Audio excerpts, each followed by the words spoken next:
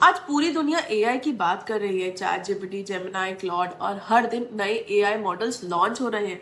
लेकिन एक सवाल है, एआई को चलाता कौन है? क्या सिर्फ एनवीडिया के जीपीयूज? नहीं। अगर एक सेकंड के लिए भी इलेक्ट्रिसिटी चली गई तो लाखों डॉलर के एआई सर्वर्स बंद हो सकते हैं। इसलिए एआई का असली फ्यूल सिर्फ चिप्स नहीं, पावर है। और आज हम देखेंगे इंडिया के उन कंपनीज को जो एआई डाटा सेंटर रिवॉल्यूशन के सबसे बड़े बेनिफिशियरीज बन सकते हैं। वीडियो एंड तक जरूर देखना, क्योंकि लास्ट में एक ऐसी कैटेगरी बताऊंगी जिसे बहुत कम लोग नोटिस कर रहे हैं। एआई डाटा सेंटर्स क्या होता है? सोचो, एक नॉर्मल ऑफिस में 20 कंप्यूटर्स हैं। अब इमेजिन करो एक बिल्डिंग जिसमें 50,000 से लेकर 1 लाख तक हाई परफॉर्मेंस सर्वर्स लगे हो। हर सर्वर्स कंटिन्यूअसली 24/7 काम कर रहा हो और हर सेकेंड ह्यूज अमाउंट में इलेक्ट्रिसिटी कंज्यूम कर रहा हो।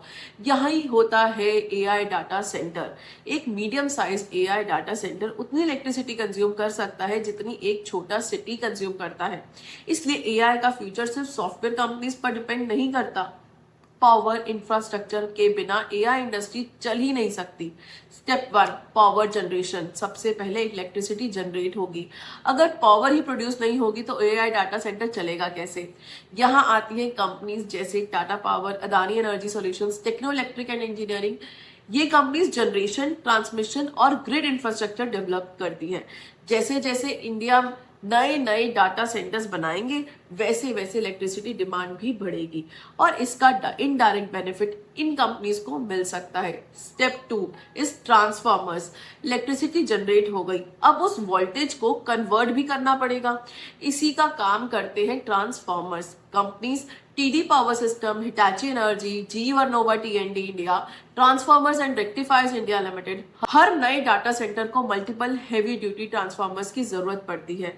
डिमांड बढ़ेगी तो ट्रांसफार्मर मैन्युफैक्चरर्स के ऑर्डर बुक्स भी स्ट्रॉन्ग हो सकते हैं। Step 3, switch gear and power distribution. अब इलेक्ट्रिसिटी को सेफली डिस्ट्रीब्यूट करना होता है।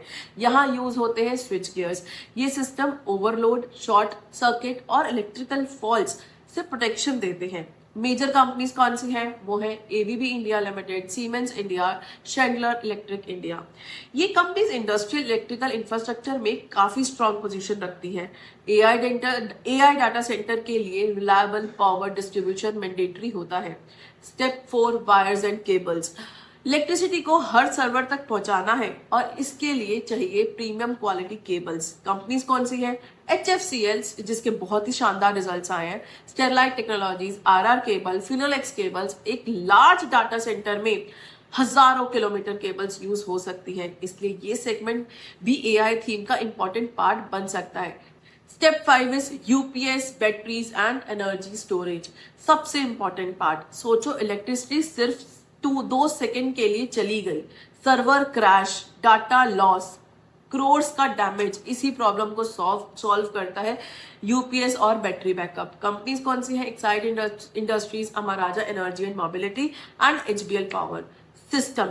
पावर कट होते ही यूपीएस इंस्टेंटली सप्लाई कंटिन्यू रखता है। इसी वजह से डाटा सेंटर्स में बैटरी सिस्टम्स का बहुत बड़ा रोल होता है।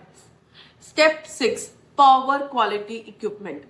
सिर्फ इलेक्ट्रिसिटी होना इनफ नहीं है, इलेक्ट्रिसिटी स्टेबल भी होनी चाहिए। वोल्टेज फ्लक्चुएशन से एक्सपेंसिव एआई सर्विस डैमेज हो सकते हैं। यहाँ काम आती है कंपनीज जैसे Apar industries, Voltamp transformers, Indotech transformers, CG power and industrial solutions.